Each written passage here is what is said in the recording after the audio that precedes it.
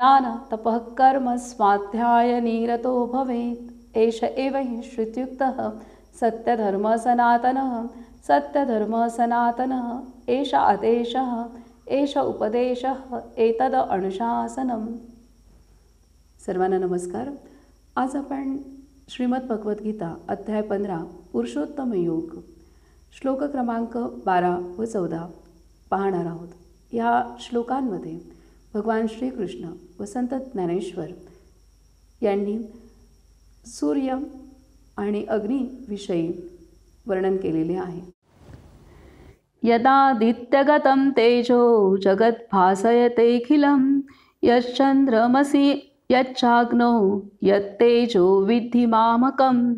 अर्थात जे तेज सूर्याच्या ठिकाणी असून अखिल जगाला प्रकाशित करते व जे तेज चंद्राच्या व अग्नीच्या ठिकाणी आहे ते तेज माझे आहे असे जाण। माऊली म्हणतायत, तरी सूर्यासकट आघवी हे विश्वरचना जे दावी ते दीप्ती माझी जाणावी आद्यंती आहे।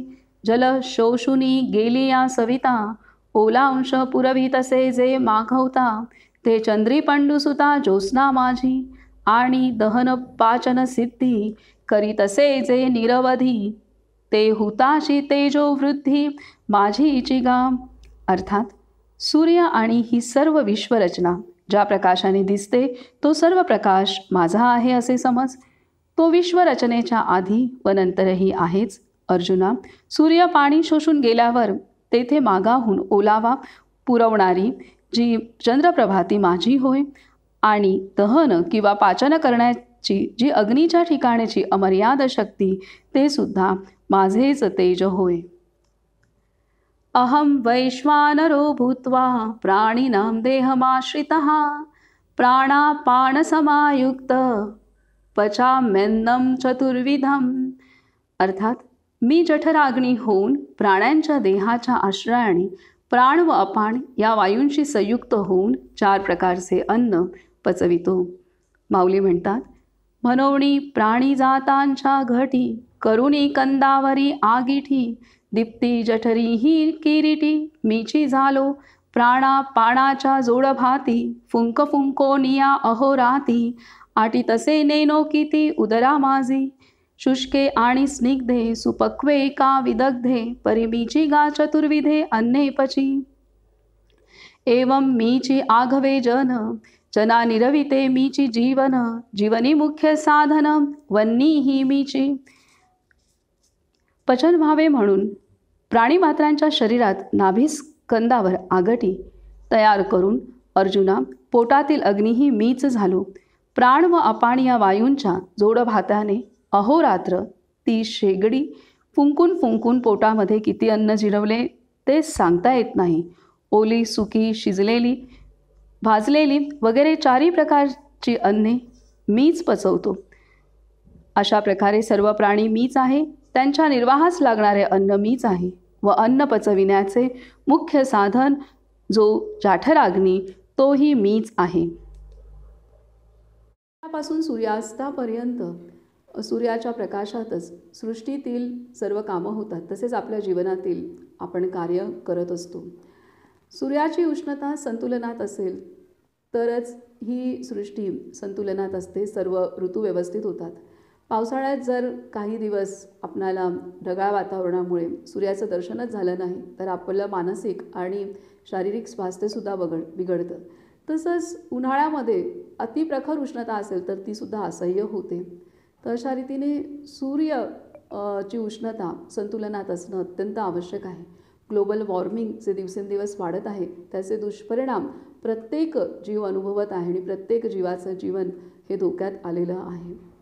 आता दुसरा महत्त्वाचा घटक आहे ते म्हणजे अग्नी। अग्नी प्रत्येक जीवाच्या मध्ये प्रधान भूमिका निभावतो।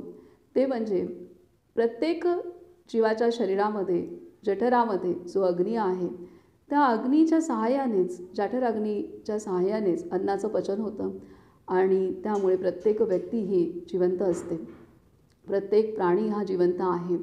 जर हा अग्नी संतुलनात असेल तरच आपलं अन्नपचन व्यवस्थित होतं आणि आपण निरोगी असतो।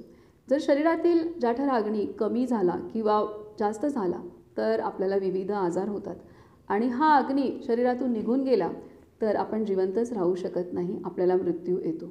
तर अशा पद्धतीने अग्नीचं अनन्यसाधारण महत्त्व प्रत्येक व्यक्तीच्या जीवनासाठी आहे. आणि ही दोन्ही तत्त्व म्हणजे सूर्य आणि अग्नी ही दोन्ही तत्त्व भगवंताच्या ऊर्जेतून निर्माण झालेली आहेत, त्याच्या चेतनेतनं निर्माण झालेली आहेत. आणि या दोन्ही तत्त्वांना जे गुणधर्म आहेत ते पूर्णतः भगवंतातून आलेले आहेत. तर अग्निहोत्रामध्ये आपण सूर्योदयाला सूर्याला आणि सूर्यास्ताच्या वेळेला अग्नीला समर्पित करतो आणि ह्या दोन्ही तत्त्वांना ज्या भगवंताने निर्माण केलेल्या आहेत त्या भगवंताला आपण आहुती सूर्योदय व सूर्यास्त दोन्ही वेळेला समर्पित करत असतो. अग्निहोत्राच्या सहाय्याने आपण सृष्टीतील 5 तत्वांमध्ये संतुलन आणण्याचा राखण्यासाठी एक सहयोग देत असतो आणि त्याचप्रकारे आपल्या शरीरातील असलेला जो अग्नी आहे त्याचंसुद्धा संतुलन राखण्यास अग्निहोत्र मदत करत असतं.